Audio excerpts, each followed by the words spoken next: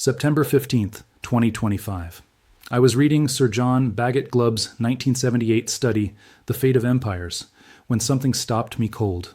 Glubb had analyzed the lifespans of 11 great empires spanning 3,000 years and discovered they all followed the same pattern, roughly 250 years from peak expansion to final collapse.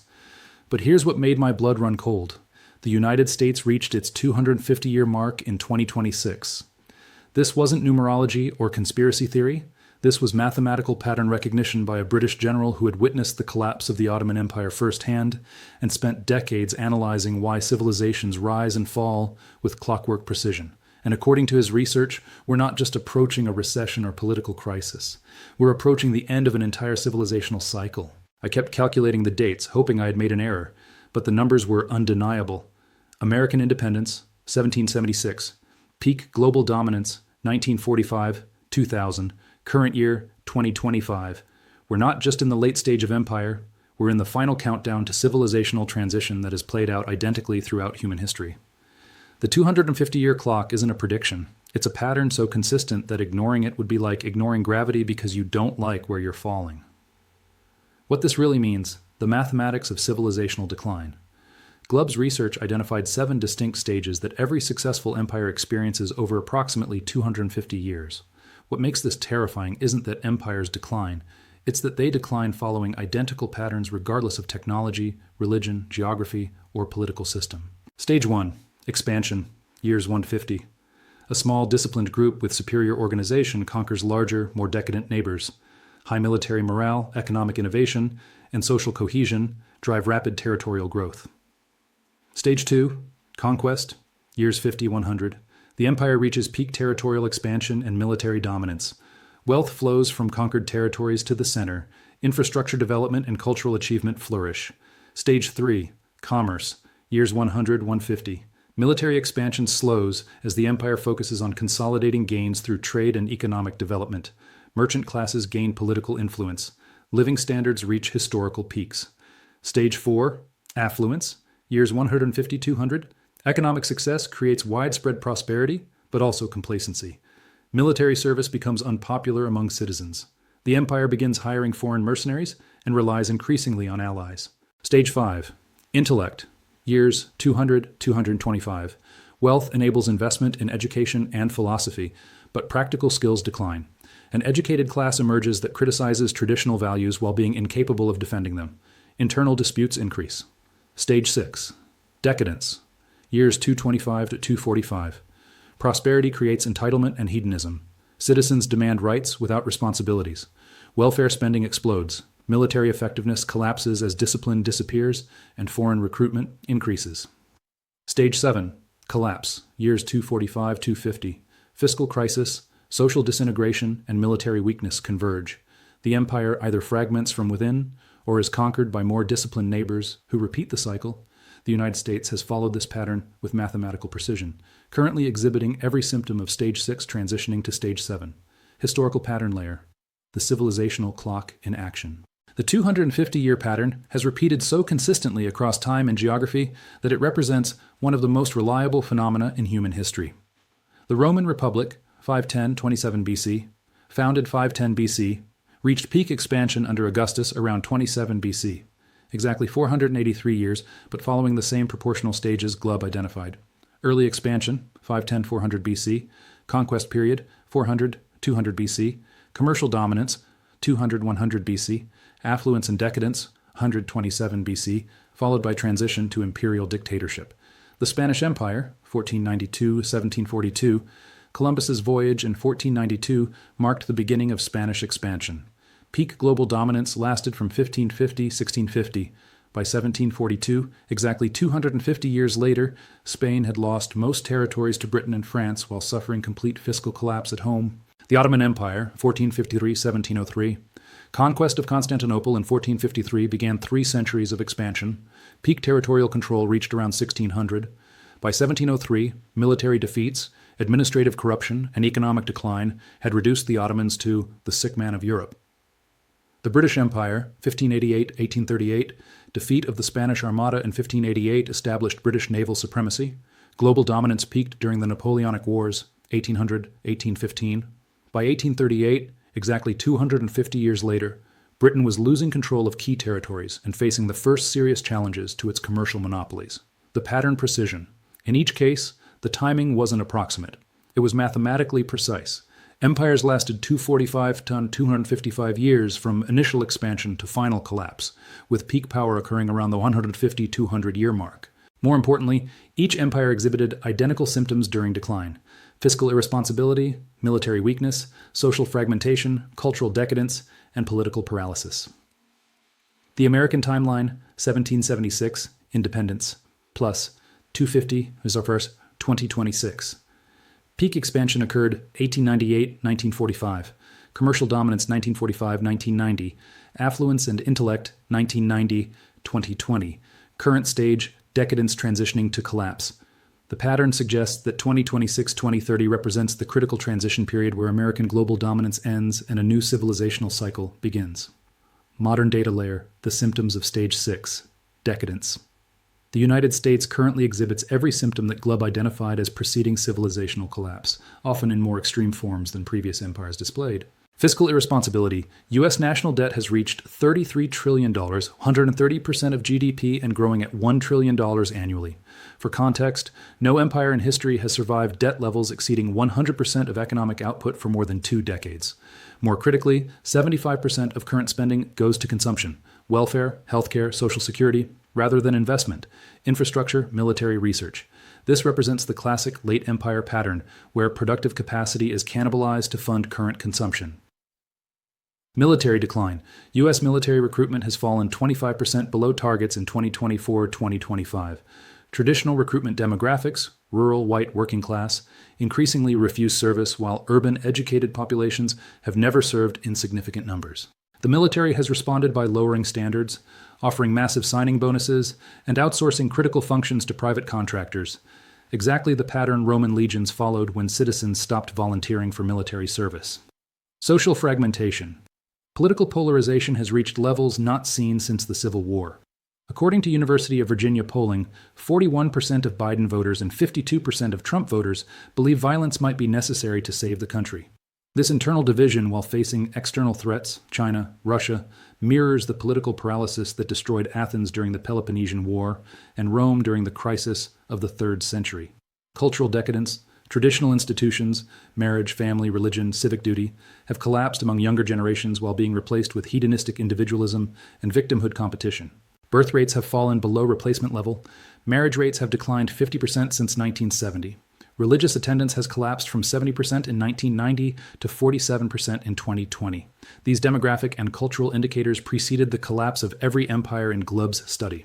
Educational dysfunction. Despite spending more per capita on education than any society in history, American students rank 36th globally in mathematics, 28th in science, and 24th in reading comprehension.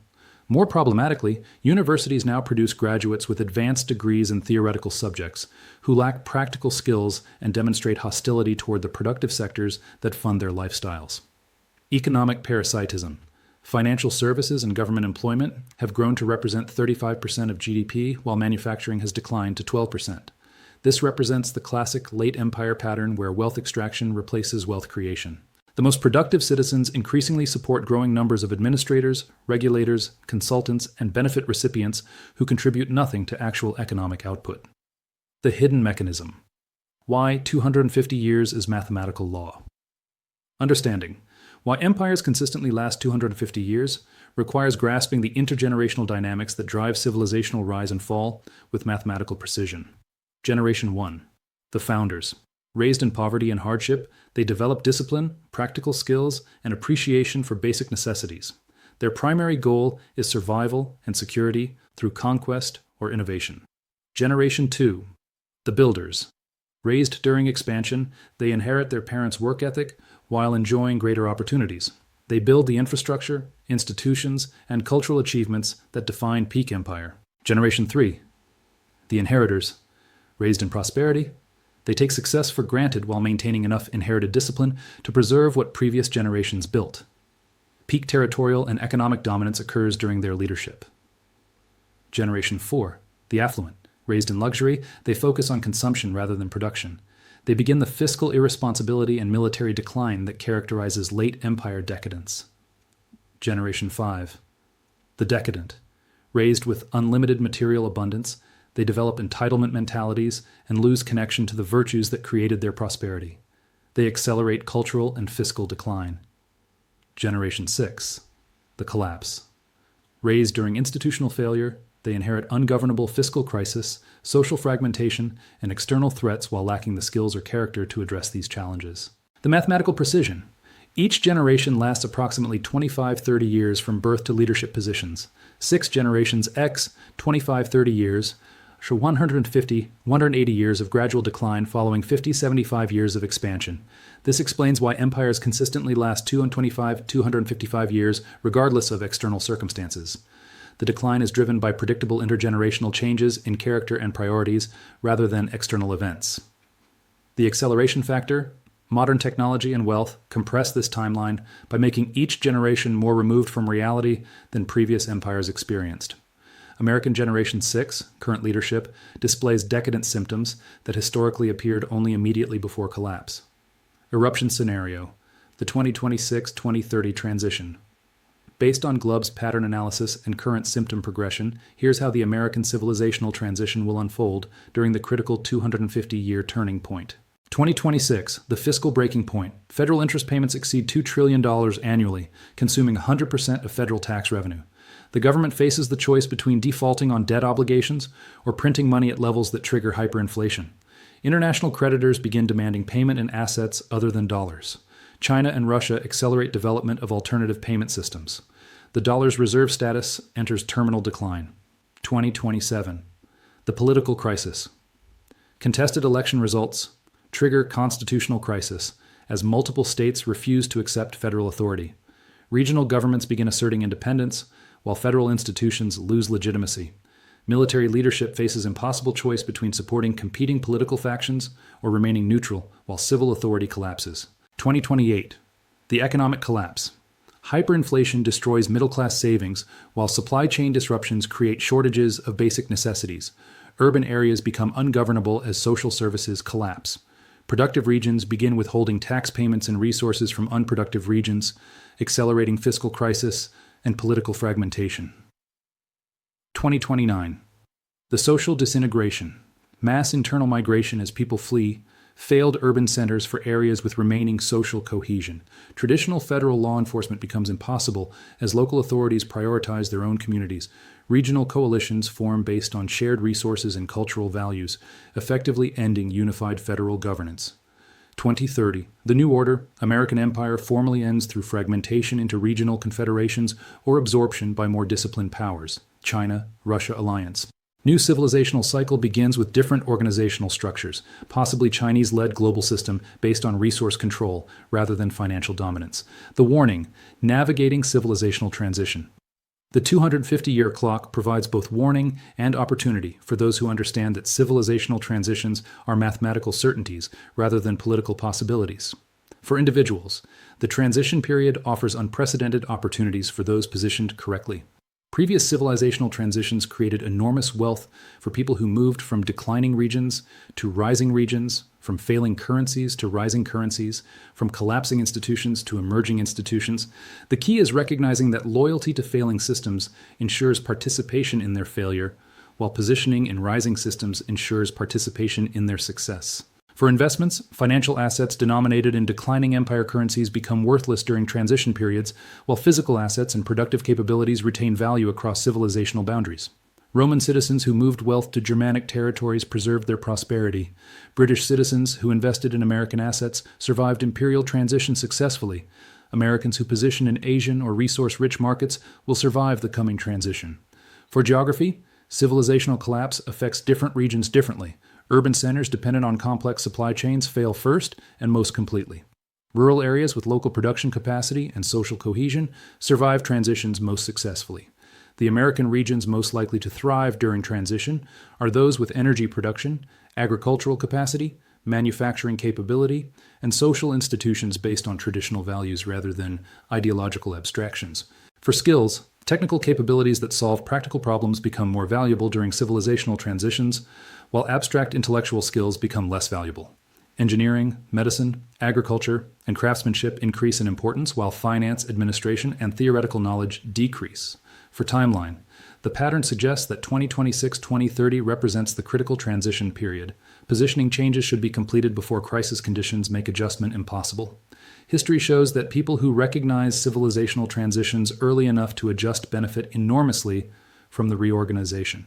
People who wait until transitions are obvious to everyone lose everything in the chaos. The individual choice. For ordinary Americans, the 250-year clock provides clarity about what's happening and what's coming. This isn't political crisis or economic recession. This is civilizational transition that follows mathematical laws regardless of policy responses or electoral outcomes. The choice is simple. Position yourself as someone who benefits from the transition or remain loyal to systems that are mathematically certain to fail. The historical perspective. Every civilizational transition has created opportunities for the prepared while destroying the unprepared. The Roman collapse created the medieval period. The British decline created the American century. The American transition will create whatever comes next. Those who understand the 250-year pattern and position accordingly will thrive in whatever system emerges. Those who deny the pattern and defend failing systems will discover that mathematics doesn't care about loyalty, hope, or patriotic sentiment. The ultimate reality. The 250-year clock isn't a prediction or theory. It's a mathematical pattern that has repeated consistently throughout human history. America has reached year 249 and displays every symptom that has preceded every previous civilizational collapse. Denial won't change the mathematics. Political solutions won't alter the timeline. Financial engineering won't extend the cycle. The transition is happening whether we acknowledge it or not. The question isn't whether American civilization will transition. The 250-year clock guarantees it will. The question is whether you'll be positioned to benefit from the new cycle that emerges or trapped in the wreckage of the cycle that's ending. History suggests that the wise choice is obvious. The 250-year pattern suggests that the time to make that choice is running out rapidly. The clock is ticking. The pattern is completing. The transition has begun. Choose accordingly.